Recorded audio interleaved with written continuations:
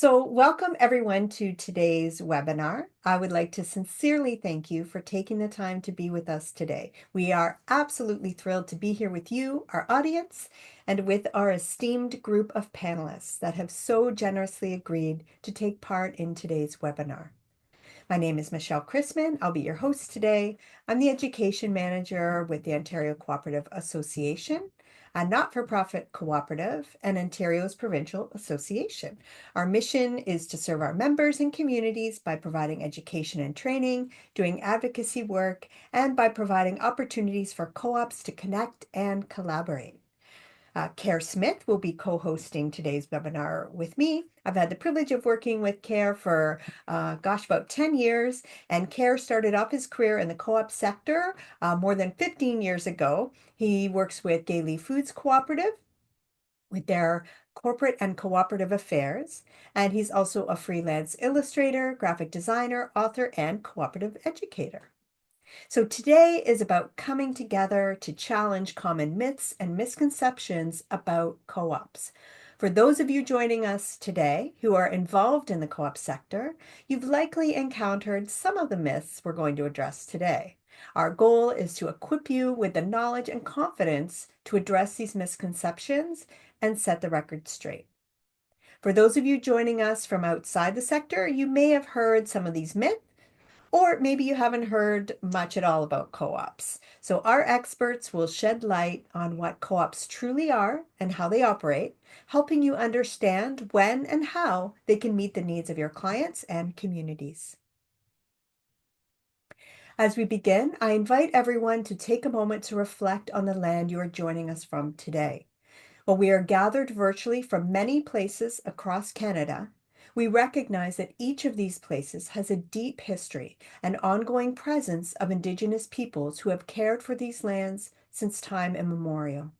As we begin today's session on myths and misconceptions, it's important to recognize that misunderstandings and false narratives have long shaped perspectives, not just about cooperatives, but also about the lands we live on and the Indigenous peoples who have stewarded them for generations.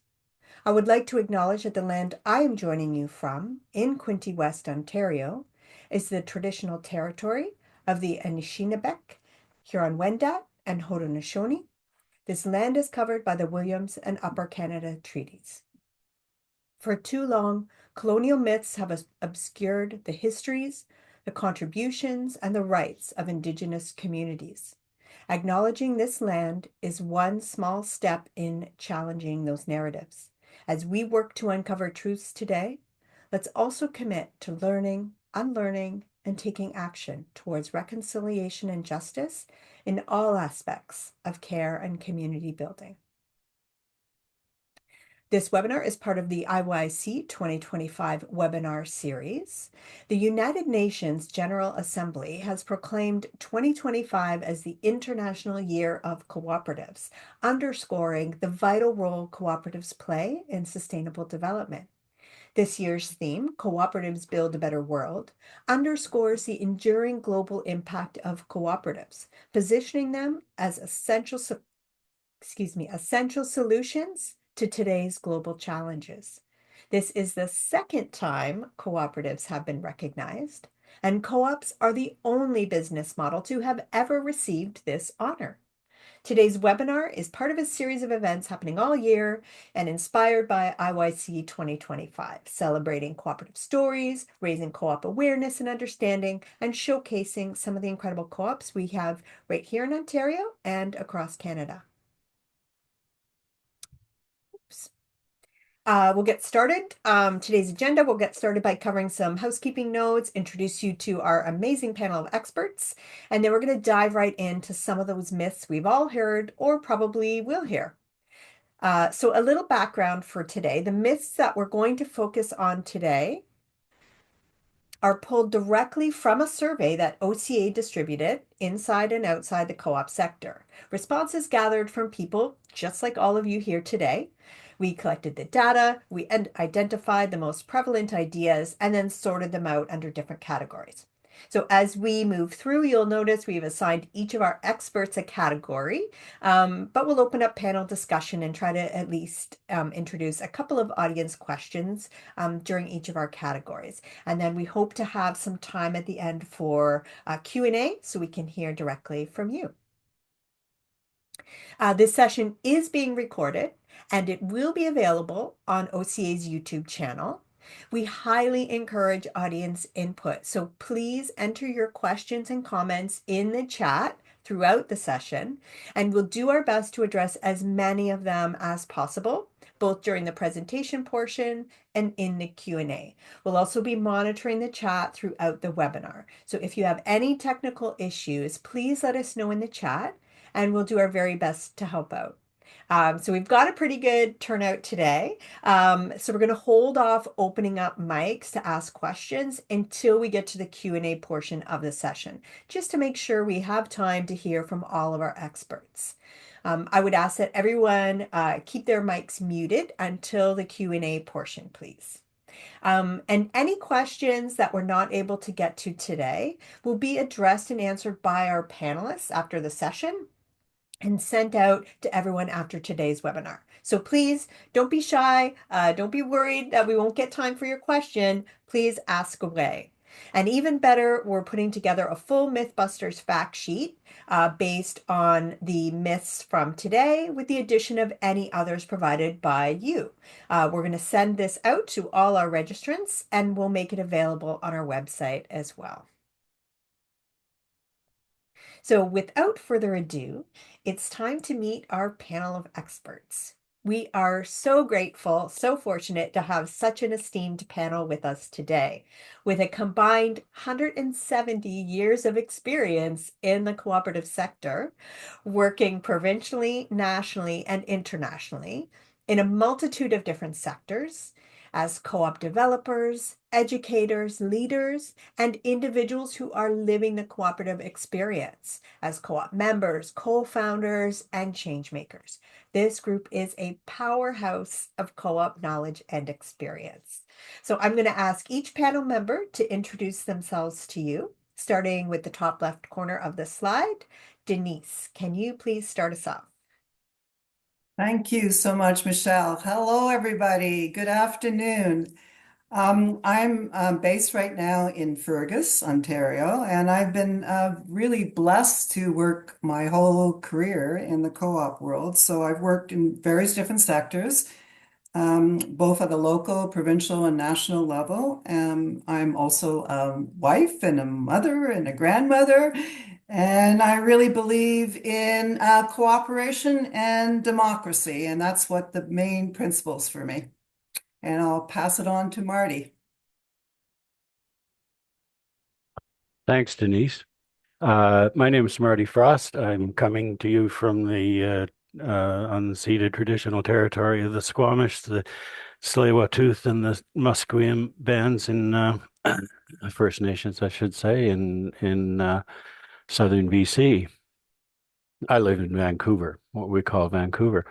I've been a co-op developer since 1996. I guess I started doing this as my full-time occupation.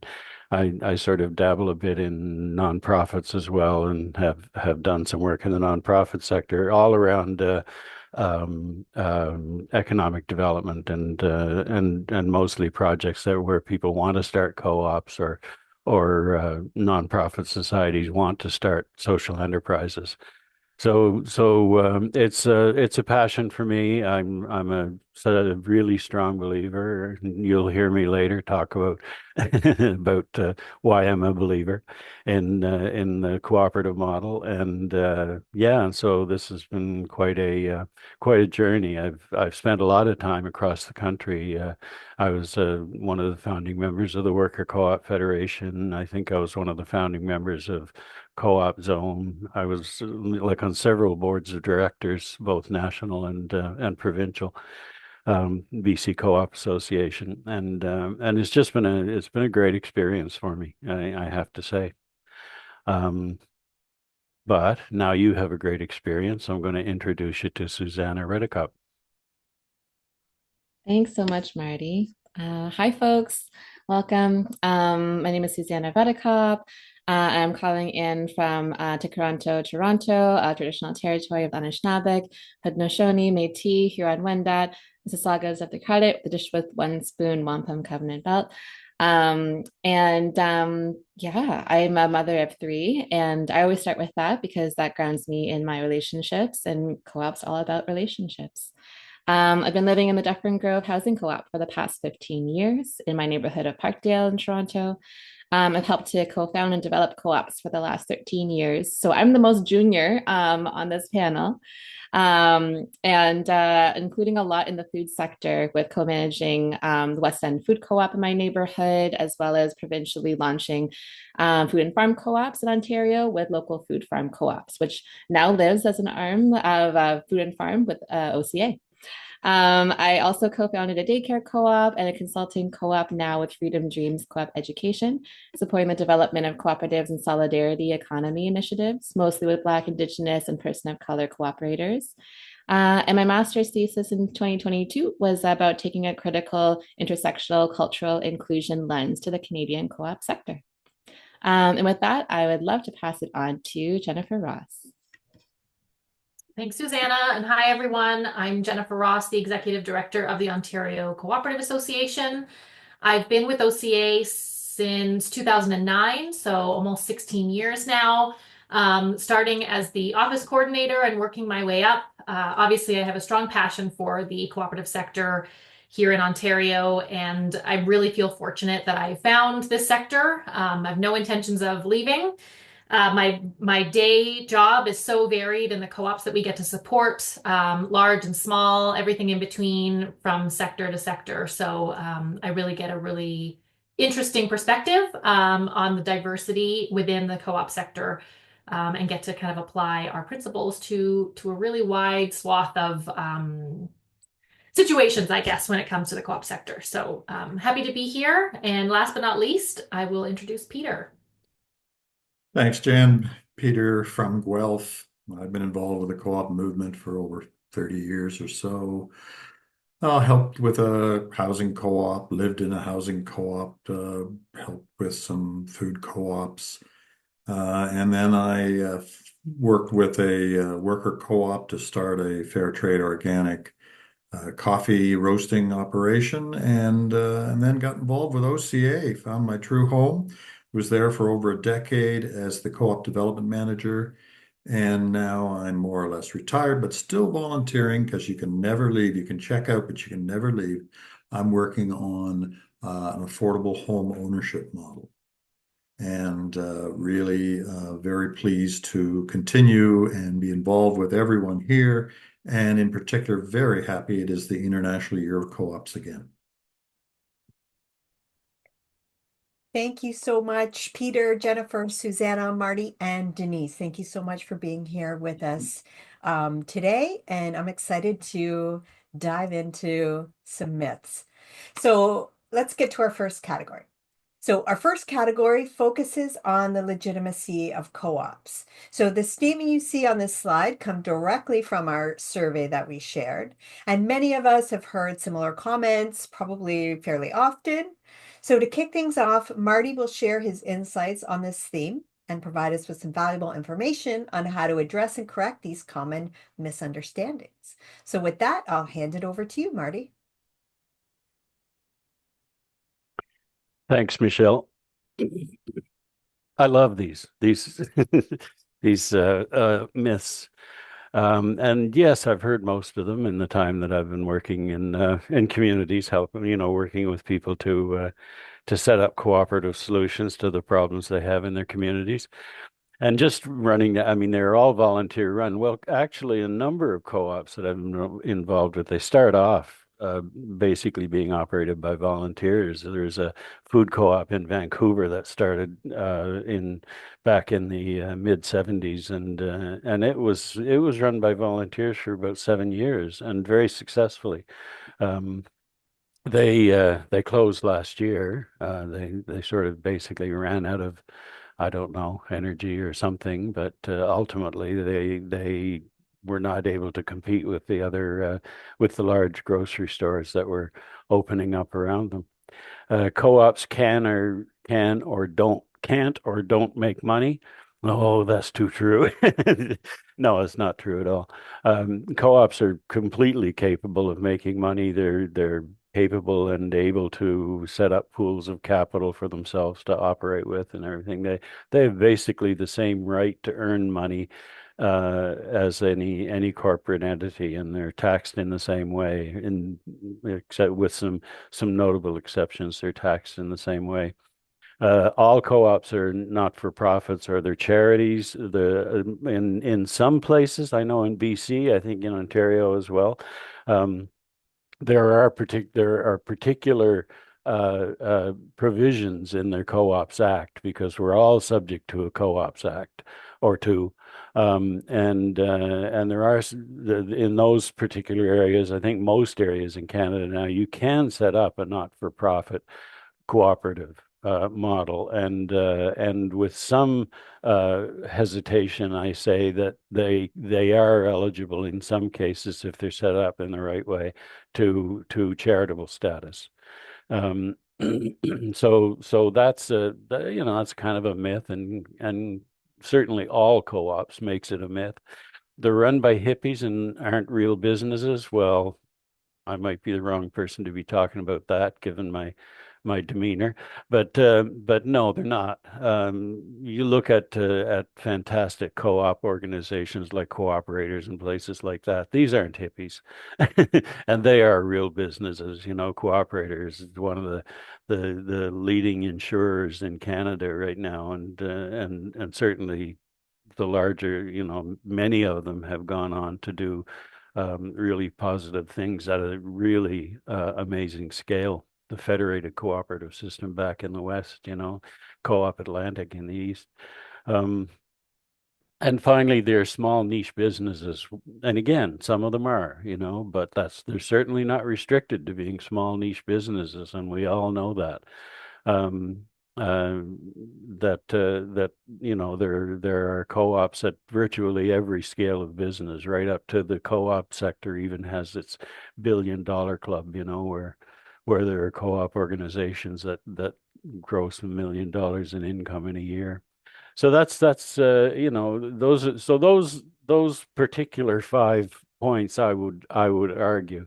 The other thing I would like to say is just that when you look at co-ops, I mean, the co-op is like we pride ourselves in our democratic structures at government level. We ignore our economics.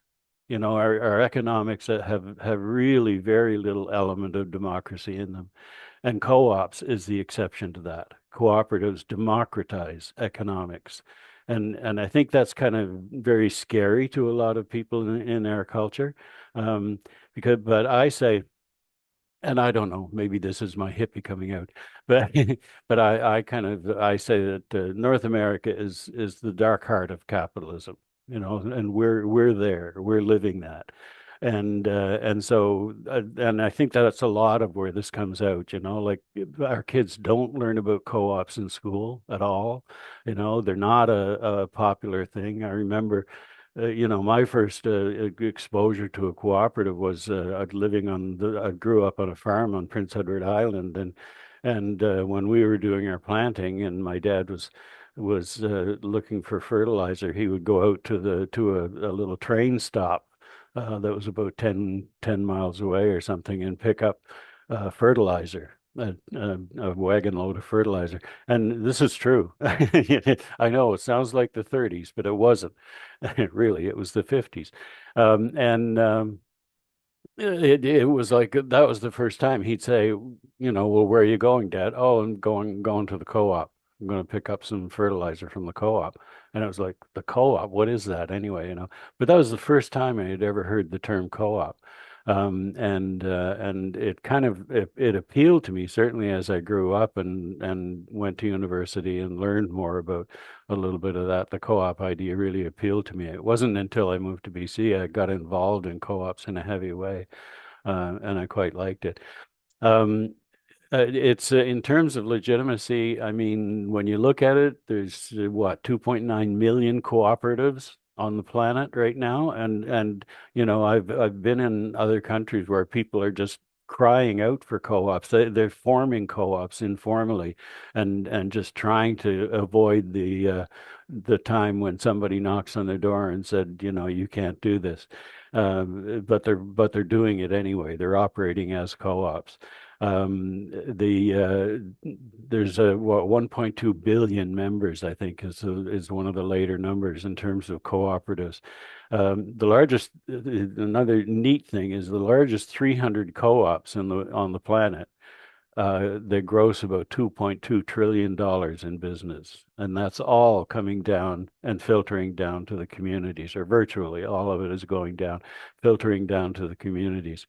And what can you say about that? You know, I'm not going to run through the list of community benefits that cooperatives provide, but the list is long. You know, it's. I remember one time just having a conversation with Robert Putnam, who wrote Bowling Alone and a couple of other books about social dissolution kind of thing, you know, and I see that the economics of our communities really contributes to that.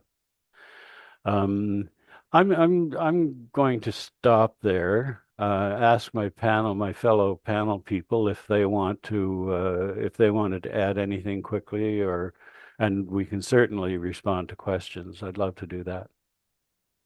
Maybe just in the interest of time, Marty, if it's okay, I'll ask. There's a question here, and it could be Marty or anyone else on the panel.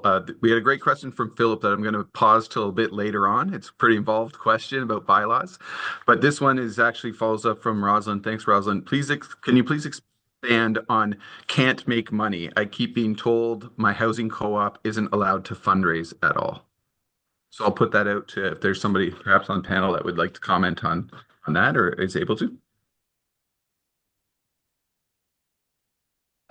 Perhaps some of Denyse or Peter, those of you who have been heavy in housing co-ops might know about that. Housing co-ops, in my experience, are nonprofit entities. And I'm sorry, what was the concern, Kara? Just expanding on quote unquote can't make money, that myth. The comment is I keep being told my housing co-op isn't allowed to fundraise at all. Yeah, like if we want to bring in any kind of money, it's extremely limited. Okay, yeah. Well, that's an interesting approach. I know that housing cooperatives. I mean, certainly now, not my experience goes back to the time of the 56.1 co-ops. You know, it was a different.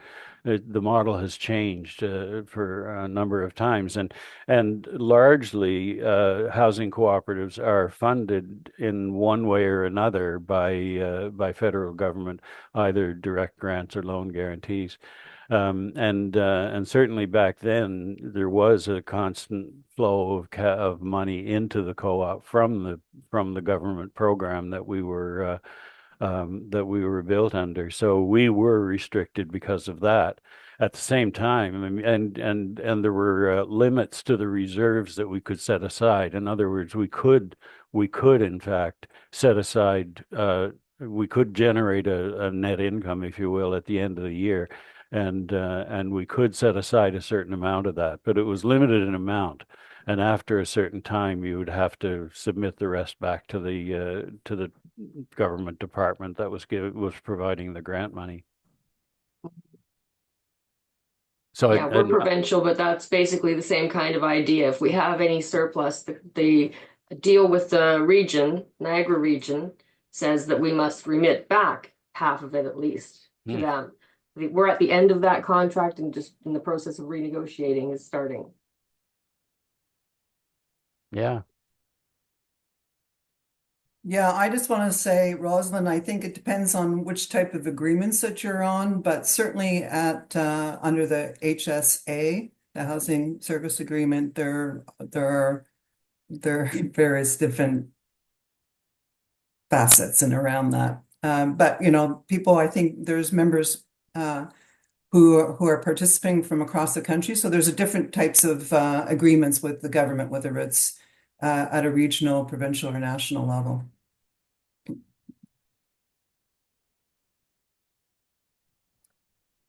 Okay, thanks. Rosalind, does that help?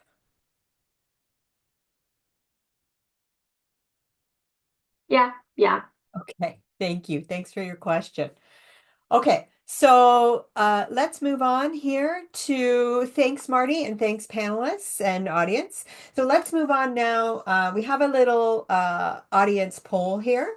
So we have a little question here. Here's a myth that I know I've heard several times before, that cooperatives are rooted in communism and promote communist ideals. So we don't know if that's fact or fiction. And by the way, if anyone else has heard this myth, feel free to raise your virtual hand.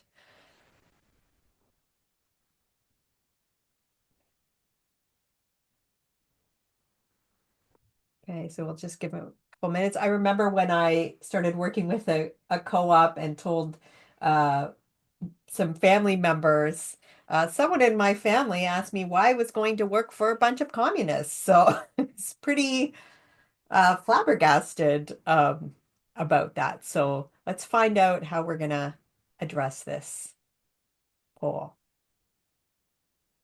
or myth. The results up. We have most people believe this is a fiction. I know I've heard this from friends said, "Oh, so you're a communist now." So I maybe would throw to Peter to ask Peter. I'm sure you've heard this as well. We have a conversation about this. How would you answer somebody, a friend, or those who are uninitiated in the co-op sector when you hear these kind of comments? Well, it's a classic line. Anything. Well, first of all, people don't understand the terms clearly cooperatives and or communism. They don't know their political or ideological history. Just look at the what's going on in the States right now down south, that anything progressive, education, healthcare, anything is considered socialism or communism. And it's just crap, unfortunately. But, historically, it's co-ops have come out and communism came out of the same roots of exploitation back in the 17th and 18th century. The outrageous rule of monarchies and exploitation of peasants, and they got together and they figured out how can we fight back. And you get the roots of the union movement and the cooperative movement. Um, People have probably heard of from a communist perspective, that the Communist Manifesto was written by Marx and Engels back in 1848. Well, I always like to say the co-op movement beat them because we were our sort of one of our founding principles was the Rochdale movement, and it started its first co-op in 1844, and it's about democracy, the economic democracy, having people able to organize together to service their particular needs, be it food, education, housing, anything. And the co-op movement has the seven principles that were sort of initially developed from the Rochdale principles. And the communist movement is more, it's about eliminating private ownership. Co-ops still believe in private ownership, but again, with collective control. They we work alongside capitalism. And even though capitalism is the exploiting force, co-ops provide something I love to refer to it as a non-reformist reform or a structural reform, where we're actually not we're reducing the exploitation of capitalism. We're actually supporting democratic control and providing the services that people need, and that by doing that, I think we help stop the exploitation that's happening between the rich and the poor. And unfortunately, it is getting worse. Communists have tried in various countries, but there has been a fair bit of failure because of the sort of slipping into totalitarianism. And but the co-op movement remains strong, and I'd say is a model that, as Marty outlined, the growth of the co-op model shows that we can be productive, help service people's needs, and do it in a democratic fashion and with principles, with a guiding set of principles that do not oppress people but liberate them. And so anybody who's suffering under the illusion that co-ops are connected to communism should do some reading and get at that history, and also see the benefits of the co-op movement and how it is much more liberating. Thank you so much, Peter. Well said. All right, so let's dive into our next myth. So next, we're going to talk about myths surrounding credit unions. So I used to work for a credit union, so I'm familiar with some of these, as I'm sure some of you are as well. So again, these statements are pulled directly from our survey. So Peter's going to shed some light on this topic, again, to help us dispel some of these misunderstandings. So I'm just going to turn it right back over to you, Peter. Thanks, Michelle. I mean, first and foremost, I would say, if I had my druthers, I would have us rename our movement from, credit unions to cooperative banking. People understand the term banking. And no, you don't have to be a union member to be part of a credit union. In Ontario, we are very fortunate that we followed some of the examples of the European cooperative movements in cooperative banking. And I think it was 1901 was one of the first credit unions in Ontario. And of course, a lot of people are familiar with the evolution of the Desjardins and the Caisse Populaires back in 1900 in Lévis, Quebec. And it was because people were, again, being exploited. Got to come back to that C word, being exploited by capitalism, and they couldn't get credit. And so they came together and pooled their resources and lent to their members to provide them the opportunity to invest in particular at that time in farming and creating small businesses. And it's again, we are co-ops. Credit unions are co-ops, and then because the banking system was not providing the services for people, we stepped up and did that. But in the meantime, these payday loan places have come along, and they are private companies. They're not about serving their members and doing the best and helping them get services. They are, in essence, scamming them, as far as I'm concerned, giving them short-term, high-interest loans and locking them into more exploitation. If I had my druthers, I'd have the payday loans, those businesses eliminated, and we would step up as credit unions to provide more service, but also have the banks make them provide more service to people. And I know, with, in quotes, risky credit situations, that's been part of the limitation for some people, from whatever reason. They've lost their job, sickness, or whatever, that they don't have a good credit score. They haven't been able to get support, so they've gone to a payday loan place when they really could be serviced by a credit union. And services. We were the ones who developed the ATM. The credit union was the first to provide an ATM. A lot of people don't realize that, but you can now get virtually any service, mortgages, various loans, and our ATMs and our connections to other credit unions across the country. You can utilize and connect anywhere with. If I have a credit union, if I'm in Meridian here, I can get on in Vancouver and use a machine to access funding, just in quotes, like the big banks.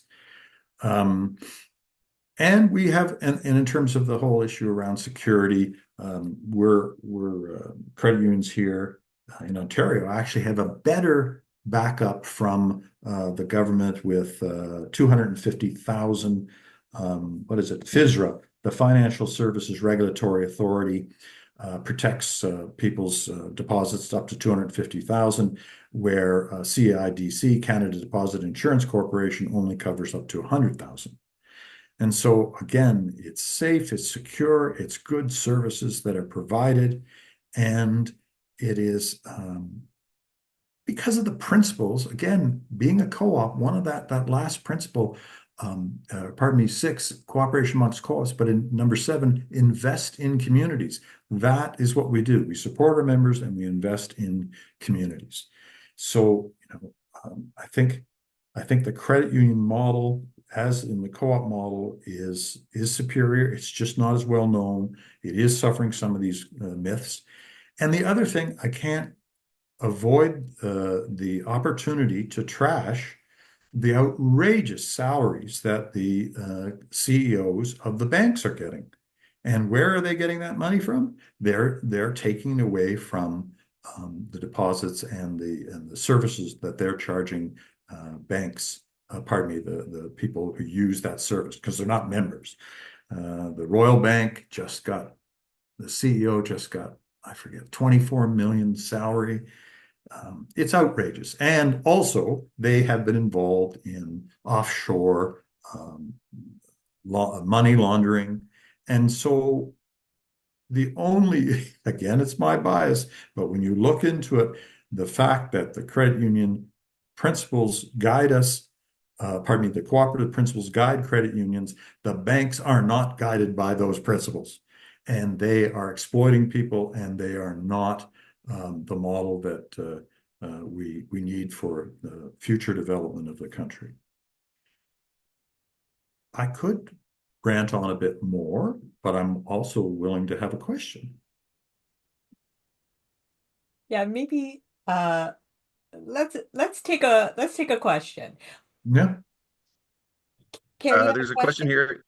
Yeah, there's a question here, not specifically about cooperatives, but a comment and then a question. So thank you from Chloe. As a millennial, so Chloe says, as a millennial consumer and worker, I find that difficult to integrate co-ops into fulfilling my daily needs. 2 things I hope for are: 1, a central market for investor or member shares and good services; 2, central learning management system for training, credits, and jobs across sectors. So in terms of development, what is stopping single access membership via physical membership card or central digital platforms to all of Canada's co-ops? Where is the cooperation amongst cooperatives?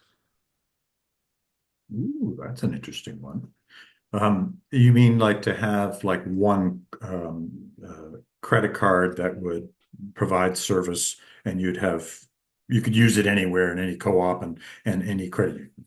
I believe so. And if Chloe wants to jump on, if that's not incorrect, feel free to, but I think that's a great idea. And I know a guy in the cooperators who advocated that several years ago. We're just not quite there yet. So I'm born in 1990. I'm 34 years old, and I'm currently struggling with the idea of, like, yes, it's good to have principles, but when it comes to the application of these principles, it's hard for my millennial cohort to adopt this into practice. I only put forward a membership card and a digital platform because that is usually how I get connected to communities and support their products, services, even contribute to financial campaigns, which are Kickstarters and GoFundMes. So that's where I was hoping to get more clarity on a central market for shares, because if I wanted to support a co-op, yes, I could get membership, but what does that look like in a stock market of sorts? And also, like, if I'm traveling across Canada, I should be able to access the Alberta co-ops, the Nova Scotia, but I can't do that right now. So I'm kind of wondering, in this time of tariffs, like, what is the cooperatives doing to help bring my age group, who is digitally more inclined, into the ecosystem? Because, yeah, it feels like a struggle trying to get in and talk to every institution when there should be a united front of some sorts. Thank you for the opportunity to clarify. Who wants to comment on that? I mean, from a straight financial point of view, using Interact, and I forget, I guess, is it Interact? You can access credit unions, your money from an account virtually anywhere in Canada. That type of integration or sharing of services has happened. But I think a comment from Wendy Crothers that the principle of autonomy and independence has limited that. We need to negotiate that. Anybody else want to comment? I just want to say briefly, Chloe, I love this idea. I know we chatted before about like being able to have some sort of way to engage younger generations in the cooperative movement. This definitely is a significant need, and I think across all sectors, all of us on this panel would agree that that absolutely is the case. And I think sometimes provincially, there can be difficulties going between different co-ops. But I think that that could be a question for, say, CMC or another organization that is federal that would be able to implement something or at least have more information about like what is preventing something on that kind of level to be able to go between. But a digital platform, great idea. Just to interrupt here, sorry, Peter, Rowan mentioned, was the network you were referring to the Exchange network? And Peter's, bingo. That was it. Thank you, Rowan, and thanks for including the link in the chat. Yeah. Okay. So, time for our next myth. So next we're going to tackle some common myths about cooperative housing. Denyse is going to provide some insight into this topic and share some information that we can all use to help us understand a little bit more about cooperative housing, about some of the misconceptions and misunderstandings that are out there, and how we can get informed and tackle those myths when we come across them. So with that, I'll hand it over to you, Denyse. Thanks, Michelle. So I worked as a housing co-op coordinator through the 80s and 90s, and currently I'm working with our local federation, COCHF, which represents about 42 co-ops in this area, Central Ontario. And I'm also now a board member on a newly formed land trust that's called Southwestern, actually it's Western Ontario Cooperative Land Trust. So that's where I'm coming in terms of my perspectives. So the first myth, which many people have shared, is co-op housing is all subsidy and it's all low income. So I just want to say first thing is that there's different forms of housing co-ops, including co-housing, not-for-profit co-op housing, and as well as equity housing co-ops. And also Peter shared a little bit about ownership alternative. So that's also another big part of the not-for-profit area. So some units are owned and some are rental. And I'll probably mostly describe what's happening in terms of the rental area. But all of these types of housing co-ops basically follow the co-op values and principles, and which obviously supports democratic control and provides each member a voice within that service of housing. So through the many decades, the federal and provincial governments had different types of housing programs, and all of this pretty much got canceled about 30 years ago. But there's a brand new national program that's called the Cooperative Housing Development Program, which is $1.5 billion. And the first round allocation just was announced a couple of days ago, which is great. So projects were announced in the Maritimes and in BC, and there'll be more announcements that will come forward. But what I see happening right now is that there's kind of new partnerships that are happening, different players at the table. Some of it is the social finance players, the land trusts. There's community and social organizations that are taking this on as well, and also the faith-based area. So all of these are different players. Some have been there, but are more involved right now. And of course, we're really trying to address the biggest challenge in terms of affordability and accessibility. And some of these housing projects also have good support and community resources, which is great. So the second one is that you must be eligible for a housing subsidy or receiving social assistance to live in co-op housing. So first of all, you have to be a member. That's the first criteria, is you need to be a member in order to access the service of housing. In Ontario, under what we call the Housing Service Act, which, because what happened is it got downloaded from the provincial down to the regional or municipal level, and it's being basically governed by this provincial act, which is called the HSA. So there's different stipulations in around that particular act. So first of all, there's co-op. The co-op can take members from the centralized housing lists at the region for subsidized units. And in the past, they were able to access, have their own waiting list for market units. And so they could access different types of people under that.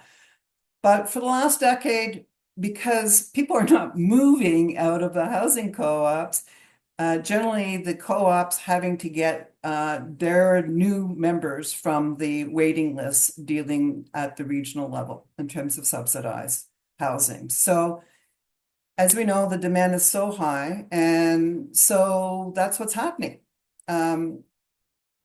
Even though if the co-op gets a new member from the subsidized waiting list, they still can interview that individual, and they would have basically the same questions and processes, whether it was for subsidized or market housing charges. So right now there's like probably 4 or 5 different types of programs, and so it's a bit difficult to really explain each program. It would take quite a lot of time. So some you would refer to like the 36.1 or the 95 NHA or the ILM. So those are some of the programs that are out there. But right now, many of the co-ops, because they're somewhere between 30 to 40 years in terms of these different programs. They're coming to the end of their operating agreement and the end of their subsidy. So there's lots of changes that are happening, and there's lots of opportunities that can happen as well.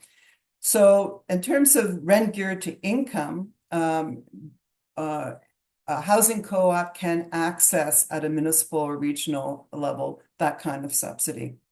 So, so we really believe that the best type of co-ops is from a mixed community in terms of income and various different types of criteria.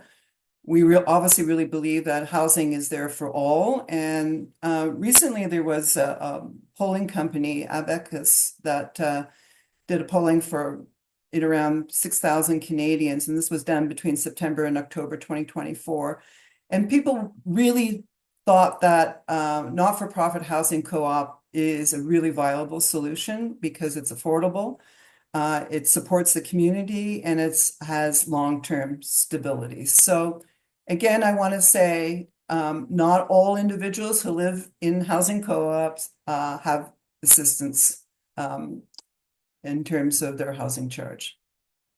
So that's myth number 2. And the third myth is that the average person can just start a housing co-op. Well, as we know, and I think Marty shared that a little bit at the beginning, is that any type of co-op has a founding group, usually a steering committee or the founding board of directors. And we're always trying to recruit people with certain skills and knowledge. Basically, in terms of the sector of housing, you want people to have, experience in construction or planning or financial management, funding, how to raise capital, how to build partnerships, and also that they have a clear understanding of their vision and mission, which is, I think, is probably one of the best, most important step. And I would say there's so much need and so much interest out there to create affordable housing that people are interested to share their skills and knowledge and competencies. So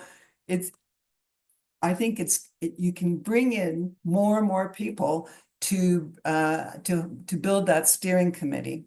And I also strongly believe that members can learn and take on new leadership skills, and that's what it's all about. So that's it for number 3. I don't know if there's any questions or any comments from anybody. No questions right now. I don't know if another one member of the panel has any comments that would like to add on to Denyse. And I'll say quickly that I just put a link in the chat to a housing co-op, Caroline Co-op in Hamilton, and that's it's a group of people who they're the owner of the building they lived in. There was 22 units.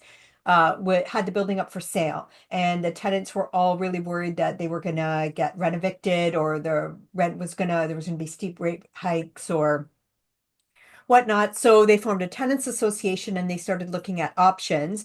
They came across the Golden Horseshoe Co-op, Housing Co-op Association, and then started working with them. So this group of tenants ended up buying the building themselves and converting their building into a housing co-op that they all owned. So I think it's such a cool example of just showing that like this is something that ordinary people can do, and sort of take back their power in those kinds of situations. So I think it's a really good example. So I just popped that in the chat. Do we have any other panel members that want to? I think there's a question. There's a hand. Maggie, is that Maggie? Hi, Yes. Maggie. Yeah, hi. Yes. Hi. I wanted to say something about the federal co-op housing programs. I work for the Agency for Cooperative Housing, and we have among our clients about 550 co-ops that have an agreement of some kind with Canada Mortgage and Housing Corporation. And our clients, on average, have about 30% of their members who are getting a geared to income subsidy. Now, the subsidy comes from through from the Government of Canada, CMHC, and we refer to it as the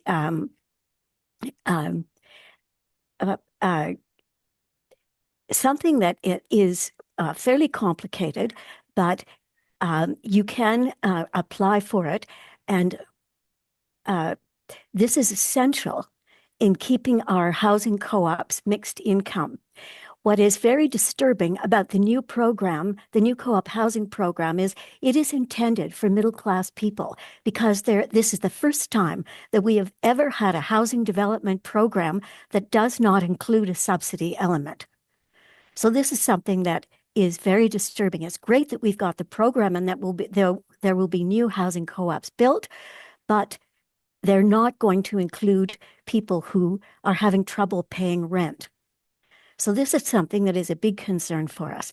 Now, the way the existing federal housing co-ops manage to subsidize about 30%, is through the program, the federal subsidy program I mentioned, which has an end date of March 2028. So when that program ends, housing co-ops, a federal program, housing co-ops will not be able to subsidize people anymore. There is a great risk of eviction because they won't be able to pay their housing charges. As Denyse was saying, you don't have to be eligible for housing subsidy in order to live in a co-op, and there is no government subsidy going to the co-ops themselves. It's only to the residents. So this is something that is a very, very great concern for us. And I hope it's going to be a concern for whatever party forms the government in future, because we have potentially maybe 100,000 people who will be out on the street at around the same time. There's a theory out there that the residents of housing co-ops may be able to subsidize the poorer members, but that's ridiculous. People who live in housing co-ops are people who can't afford to buy a home. And it's nuts to suggest that people who can't afford to buy a home should subsidize people who can't afford to pay full rent. So this is the housing co-ops have managed to do very well over the decades, but I am very much concerned for the future. And there's a big fight ahead of us. Thank you, Maggie. Thank you. Thank you. Okay. Thank you so much for sharing that. It's Okay. really important that everybody needs to hear that. So we're the housing co-ops will be just like any other housing provider to be able to get subsidy at a regional level. And so they would have to apply. And so that's going to be, there's a big need in terms of advocacy in around this particular issue. And as Maggie pointed out, some of the challenges that are faced with the individual member not being able to get what they need in terms of subsidies. So thank you for sharing that. So I think we need to continue to move on in terms of the housing co-ops, because we could spend the whole rest of the half an hour on this one. So I think I'm on for Kara. I think you're going to do a little poll, right? Yep, we have a little poll if we advance. So here's a question, and it'll come up also on the polling here. So cooperatives, fact or fiction, cooperatives are unstable and have a high failure rate as shown by the failure of mountain equipment co-ops. So I'll just give 15 seconds or so for people to log in their answers here. Oh, we have a little split, little less lopsided this time. We have a few believing it's a fact and fiction, both fact and fiction. And another 5 seconds just to give some people, we have most people who have already answered. Okay, so once again, we have an overwhelming answer of fiction, but there are some people who think this is fact. So maybe, I know I've heard this before. Again, a common thing I've heard from friends. There's shared the results there. And so maybe I'll throw it to you, Denyse, just to, if you can comment on how you would answer this if you've heard this from others who maybe don't know a lot about cooperatives. Yeah, it's interesting to see this poll. It's good. Okay, so as we know, and we've shared this, is that co-ops have different sizes, and there are some really good examples in terms of the large cooperatives, such we talked about the Co-operators and Gay and Desjardins and Federated. So those were some of the examples that came up. These are multi-billion-dollar cooperatives. So yeah, it's and there's been a lot of concern, and I want to share a little bit about Mountain Equipment Co-op. But before I want to get to talk about that, I want to share a little bit about a study that was done at the federal government level, which was back in 2020, and I'm pretty excited to see the results of this, because we worked when I was the executive director at Co-operatives Mutuals Canada, we worked very hard for this ministry, which is the Ministry of Innovation, Science and Economic Development Canada, which basically is the regulator of the federal incorporated cooperatives, to do this kind of study. So it's great that they've done it. They were looking, basically, this is back in 2020, and they were looking at the impacts of COVID and how do business enterprises, including cooperatives, how do they get access to capital?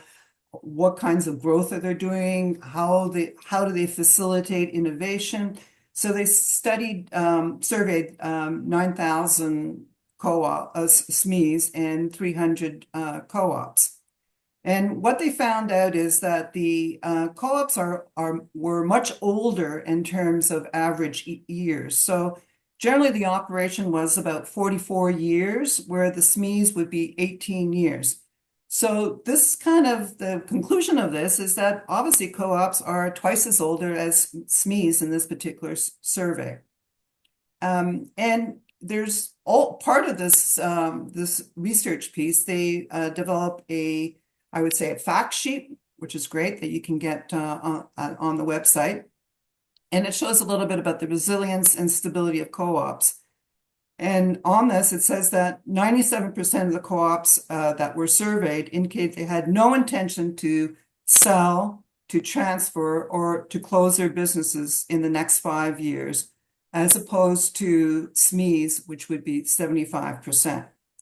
So there's different types of researches out there. There's another research piece that was done in UK, which focuses on the survival rate of cooperatives in Europe, mostly Portugal, France, and Italy. And it shows that the cooperative economy in 2018 states that 80% of cooperative businesses survive the challenging first 5 years compared to the 44% of other businesses.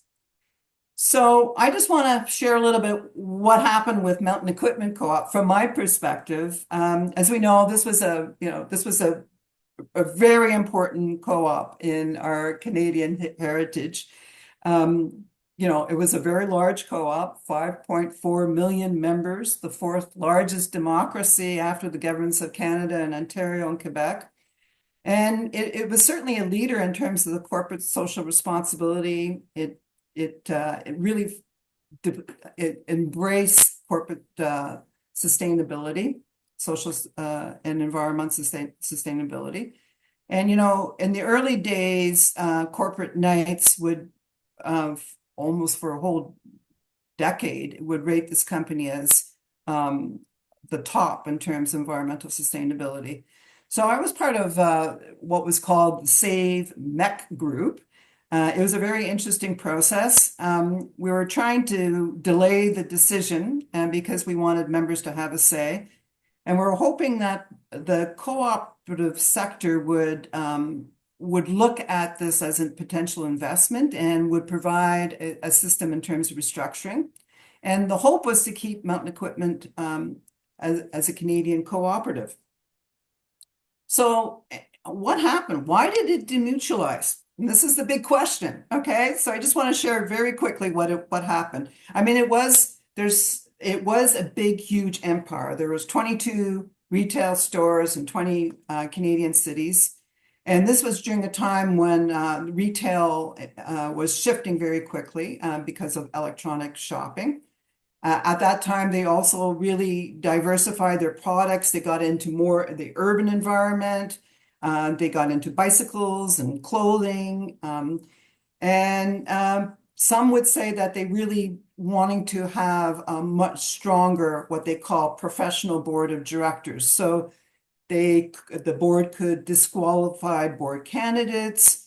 They were wanting certain educational and experience qualifications to become a board member. And also some would say that the board also disregard the member resolutions if they dislike them. So resolutions from the membership would not necessarily get to a general members meeting. And they also changed a number of signatures that are needed for a resolution. So it started to get tough. It was just around COVID time and money was being lost. So, originally it was like 11 million and it went to 31 million in 2018, 2019. And then there was 2020, it was 24 million. So a lot of money was being lost. And by September 14th, there was an announcement and it was a very short notice to try to do the restructuring. There was a GoFundMe that started, which got about $55,000 to basically support legal fees.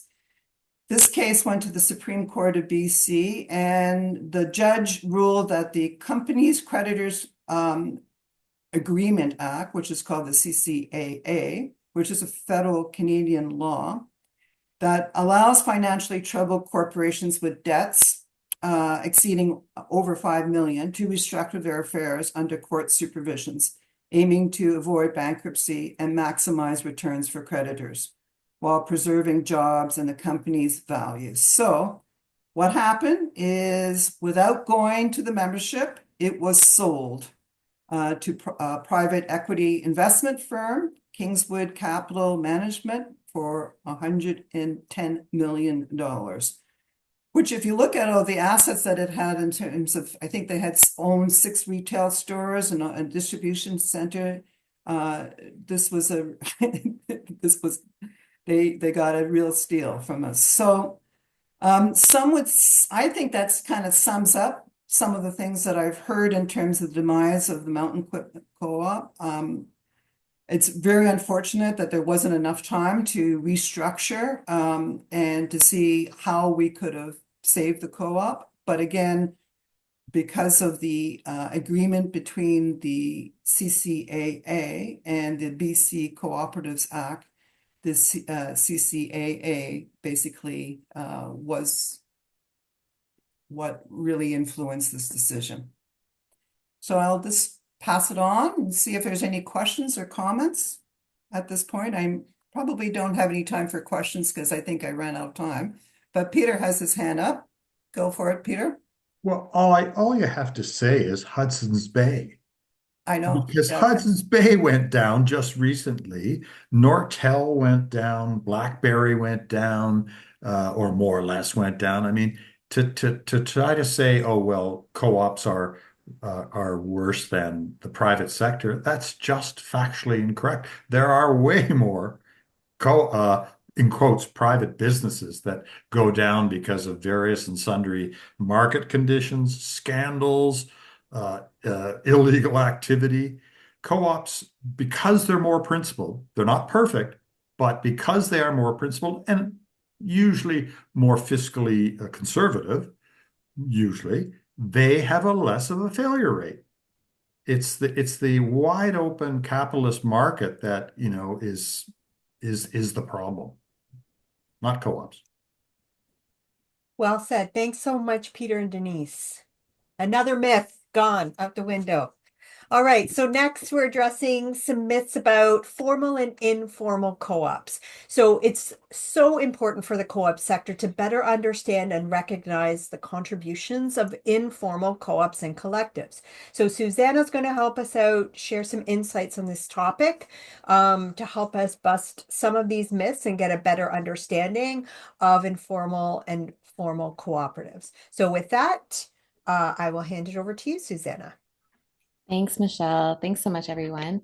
Just before I start, I wanted to just mention just on that last thread that what we had seen when I was working with local food and farm co-ops during the pandemic was that the cooperative model proved to be very resilient. So the resilience of co-ops is definitely something to note and to value, because when businesses were having to pivot, they were having to understand, what do our customers want and need, and what can we offer in this time? Well, cooperatives were able to survey their membership and understand those needs. And we actually had members who were hiring during that time. No one was hiring during that time, but we had members who were, because of the demand that was there, because they were able to understand their membership needs, quickly pivot, and be able to meet those needs. Anyways, last bit about that. Before I get into it, I just also wanted to mention that whenever I do a presentation, I often start with the fact that I don't feel I'm an expert. I feel like I'm a co-learner, and I co-learn with everyone else that's here. And I say that especially within this part of the panel, because I know there's some folks in the audience here who also have lots to say and are professionals in the informal co-op space. So I also welcome their comments and their voice at the table. So I'm just going to start off with this first one, with what the difference is between informal and formal co-ops.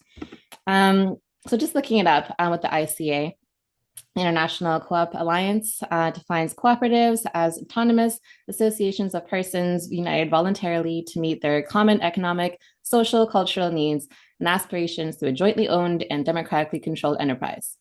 Okay, got it. But it doesn't actually say that they have to be incorporated necessarily within that, right? So to look at formal cooperatives, what we consider to be formal, typically they are incorporated entities. They have established bylaws and rules, procedures, the elected boards of directors and officers to manage the organization. That's the structure that we're familiar with. And informal cooperatives are organizations, groups of people, and it's a much wider, broader definition, if you will, because it's not confined to those specifics of being incorporated entities with those bylaws, rules, and procedures and board of directors. So this may look like a group that acts cooperatively, democratically, collectively. Instances may operate as a business, just as a formalized cooperative might, but also without the incorporation. Some may choose these models over formalized cooperatives because of historic and cultural exclusion from the cooperative sector. Some may feel more comfortable with identifying with solidarity economy as a broader concept, for example. I think it also bears noting that many cultures globally incorporate cooperative values and systems within their ethos. So the South African concept, for example, of Ubuntu, of I am because we are, all the way to Indigenous First Nations communities using potlatch as ceremonies as legal decision making, where the wealthiest person is the one that leaves with nothing. Because they've given away everything that they brought to be able to establish those relationships in the Pacific Northwest Coast First Nations. So separating out how we do business in the frame of paperwork and legalities can sometimes be a bit at odds with some cooperative systems. Okay, and I'm going to just be really high level because I don't have a lot of time. I'll leave lots of room for questions and things too. So this part about informal co-ops are not real and have no value in the co-op system.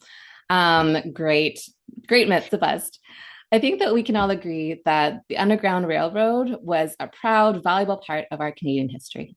The mutual aid of goodwill humans all working together to support Black folks in the US escaping enslavement. And this is a vastly complex, interconnected network, pooling resources, working cooperatively to support this effort. And part of this hidden part of history was the establishment of true band societies. So Black and immigrant-run initiatives to help newly free folks get on their feet financially and receive goods and services needed to start their new lives. And it's everything from raising funds to establish and improve schools, temporary assistance for Black families, but also starting up businesses and the means to be able to get on your feet. But due to the dangerous nature of their existence, mostly these had to stay hidden and therefore are relegated to mostly a footnote in history books. But things like this you can learn about and so much more. And shameless plug for Dr. Claire Lynch-Inez Hussein's book, which, I'm going to go on not blowing my background to be able to share, Banker Ladies, which I think Michelle might have a link for to put in the chat. And so there's so many great things and stories and research that's gone into understanding these different kinds of informal cooperative systems. I also wanted to mention, so many forms of cooperation that are not incorporated are valid business models from building. Oh, Andrea? Oh, sorry. Okay. So many forms of cooperation that are not incorporated into valid business, forms that are not incorporated into valid business models, building cooperative principles into your work or choosing not to incorporate there's entire global economies, such as rotating savings and credit associations, which are known by different names in various different cultures, such as Susu in Ghana, Padna in Trinidad, chit funds in India, and many, many, many more. And this acronym of ROSCAs for rotating savings and credit associations, today they're a huge global movement. They encompass nearly 419 million people and an economy of between $50 and $100 billion in the global South alone. And this is largely a feminist economy of racialized women who face significant discrimination, but these women often bring these traditions to Canada, and they remain a significant source of income for many. Okay, I'm gonna move on to the next one. So this piece about anyone can use co-op or cooperative in their business name. So I had to look this one up, and also leaned on Michelle a little as well too. Because I had understood you could use co-op in your business name, but only at, but not like at the end of your name. But you do need to be incorporated if you're going to use co-op in your business name. The Cooperative Corporations Act Act in Ontario, the word co-op must be included in the name and can only be used for enterprises that are actually incorporated as co-ops, unless you're a credit union or caisse populaire. Yeah, I think that if anyone else has anything to add to that one, feel free to. But I'm going to move on because I know we need to move quickly to other pieces. And so this last one I have about everyone works cooperatively, collectively needs to incorporate. I'm just going to say no. This is becoming increasingly more recognized by the Canadian cooperative system. As recently as last year, the Canadian Worker Co-op Federation no longer requires cooperatives to be incorporated or even aiming towards incorporation in order for them to be members, thanks to amazing folks, including the Black women cooperative leaders pushing for this, such as Dr. Carolyn Chinez Hussein, the Banker Ladies, and many others. And on that note too, OCA also recognizes the value that informal cooperatives have and have supported the development of the Banker Ladies Council, which was established in 2020. And then also the Rosca Network in Canada. And I did see that their director, Andrea Barrett, is also on the call today too. So, hi, Andrea. I think that's where I'm going to leave it for now. And I saw some things popped up in chat. So if there's anything folks want to ask or add, feel free. I think we had a couple comments in the chat, but I think in the interest of time, we'll move on. That was amazing, Susanna. Thank you so, so much. We're going to move on to our next myth, and then we'll come back and we'll see if anyone we'll open it up, and then we'll have a few minutes at the end. Okay, so our last myth today, Jennifer Ross is going to talk about some of these myths, and it's myths surrounding co-op membership. So Jennifer is going to share some information with us all that we can use to kind of bust these myths. And some of this information might tie back to some of the categories that we had earlier. So Jennifer, you have the floor. Yeah, thanks, Michelle. I was just going to say that a lot of these, because they're about membership, encompass a lot of the different sectors that we've talked about or different structures that we've talked about already. But the first myth here about membership not being open to all, that idea that co-op membership is exclusive is actually contradictory to the first cooperative principle of open and voluntary membership.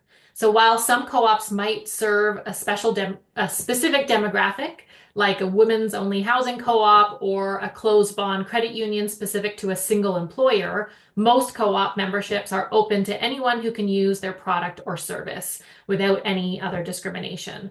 So whether you're a knitting enthusiast or a rock band or something like that, the membership would be open to everyone as long as you can use the services of that co-op. Peter touched on already about unions, or credit unions, I should say, and the word union and what that means to some people. So I just wanted to add that, you don't need to support a collective bargaining efforts or participate in rallies and picket lines to join a credit union, because the word credit union in credit union more so highlights that collective cooperative nature of the organization. So joining a credit union is as easy as opening an account at a bank or any other financial institution, but it comes with those perks of member ownership and community support. Costco is a good one. Any sort of membership-based store usually comes with these types of questions where people say, well, I'm a member of Costco, isn't that the same? So sure, you do need a membership to shop at Costco, and they both sell products to their members. Costco would, or a grocery store co-op might. But that's basically where the comparison stops. So true co-ops, like a food co-op or a farm supply store, are member-owned and operated for the benefit of those members. So not just a good deal on bulk toilet paper. I think one of the big questions that you might ask somebody is, do you have a say at who sits on the board of directors of Costco?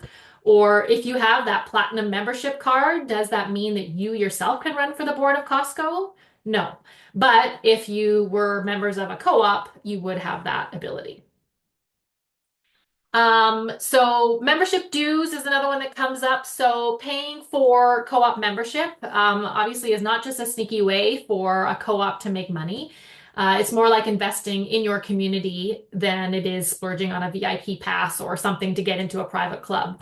Your membership fees often go straight back into better services, lower fees, community programs. Sometimes those membership fees cover all of the operating costs so that everything else can be sold at cost to the members themselves. And the member fee or share is actually what gives you that voting right. So everybody who joins a co-op needs to become a member by contributing some sort of membership fee or share, which then obviously allows them to participate in that democratic nature of the co-op.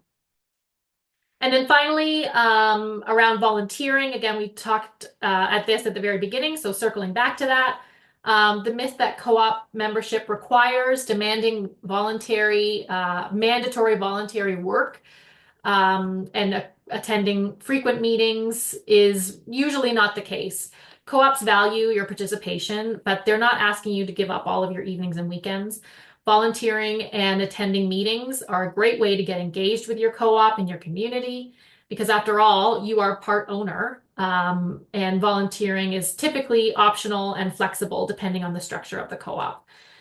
It's more like joining a community garden where everyone has their plot, but the collective work results in a thriving space where everyone actually benefits. So there's a sense of shared responsibility, mutual support, and the reward of seeing that tangible outcome from the collective efforts of your co-op. So while you may need to volunteer or want to volunteer, it's not necessary. However, that's kind of part of the collective nature and the community nature of a co-op in general. So I flew through those in the interest of time to leave us some time for some open questions at the end here. Thank you so much, Jennifer. That was awesome. Okay, so yeah, we'll open it up for questions now. So I'm gonna start off by asking Philip if he'd like to unmute himself because he had a really good question, perfect for our experts right from the beginning. So Philip, if you'd like to. Okay, thank you, Michelle. I hope everyone can hear me. Good. I have a myth that needs busting. It is the myth that if your bylaws don't meet the requirements of the Co-op Act, all you have to do is change your procedures to minimally conform with the Co-op Act without changing the bylaws. This myth was applied to our co-op in the recent election of directors. Despite requests from concerned members, and indeed there was a resolution to make the necessary bylaw changes, the board or possibly our administrative staff came up with a totally non-transparent election process that made use of nomination forms, which resulted in the acclamation of a board consisting primarily of current and former directors. A second consequential myth is that once such practices have resulted in a membership that is totally cynical about democracy, the co-op still has the capability to restore itself through special meetings and the like. This leads to an important question. What is to be done?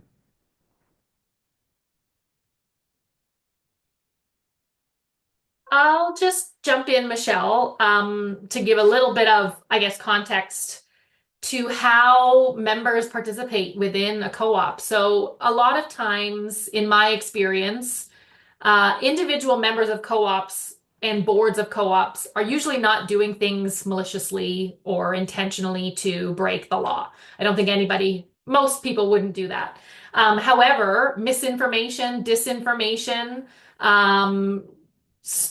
make it so people don't know what they don't know, and they think that if they just do the right thing and feel like it's the right thing, then it's probably okay. So that's sometimes how co-ops end up not actually following their bylaws or not actually following the act. However, the act is there to protect the members, because at the end of the day, you as members have the rights over your co-op to make and amend those bylaws and elect and also remove your directors. So while if processes or bylaws or the way that your co-op does things starts to get a little bit derailed, it's in the best interest of the members to come together and work through a way to get back on track. So whether that's petitioning your board to hold a meeting to discuss these things, or whether it's actually petitioning to remove board members that aren't following the rules. Those are two options that are afforded to members within the Act to actually start to engage your board and your cooperative as a whole to get back on track. One of the issues that often happens is that what happens if the person who has the keys to the castle doesn't want to give them up, even though you followed all the right procedures?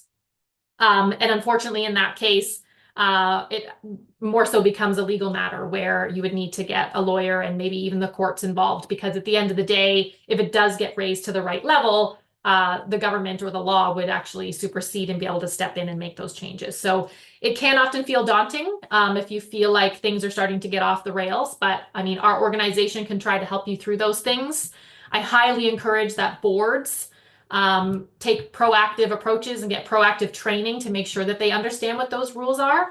Because like I said at the beginning, they're often not contradicting them on purpose. They just aren't sure what the rules and regulations are and how to best serve those members and serve their co-op as a whole.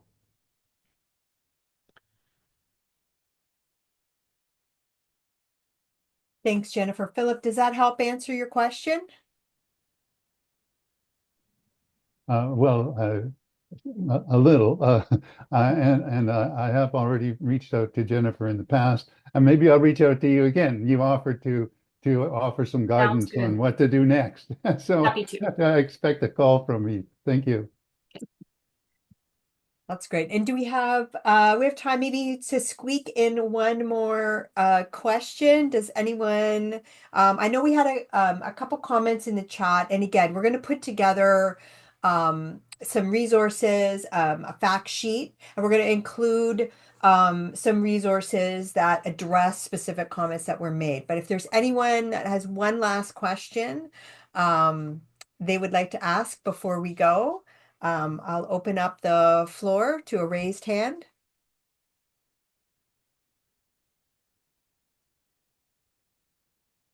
And... No. Okay. I don't see any. Yeah. Okay. So thank you so much. With that, let's wrap up. We're right on time. Thanks everyone so much for joining us. We hope that this webinar has helped clear up some of your questions, some of those misconceptions and myths. It's really all about education, understanding, awareness of the co-op model. So we appreciate all of you taking the time to be here with us today. We don't expect you to remember everything that you learned here today. So again, watch for that, those communications. We'll send out a link to a fact sheet and some follow-up information. Thank you. A huge thank you to our panel of experts for sharing their knowledge and expertise. Thank you to Kara Smith for volunteering to assist us today, as well as providing the graphics for our slide deck. They're amazing. And of course, a big thank you to our amazing audience. So thank you so much for your great participation. For posing your questions. So watch out for emails with some follow-up resources. You can visit us at ontario.coop for more co-op info. Next month, we have a webinar as part of our series. It's a free webinar on growing and engaging your membership. We also have OCA's in-person AGM coming up May 15th at the beautiful Co-operators HQ in Guelph, Ontario. You can find more information on our website, and we welcome you all to meet some of our members and learn more about the sector. And if you have follow-up questions, please feel free to reach out to us. Our contact information is on the website, or you can reach out directly to me with any follow-up questions. So again, thank you to everyone for joining us today, and happy IYC. Have a wonderful cooperative year. Thanks, everybody. Take care. Bye for now.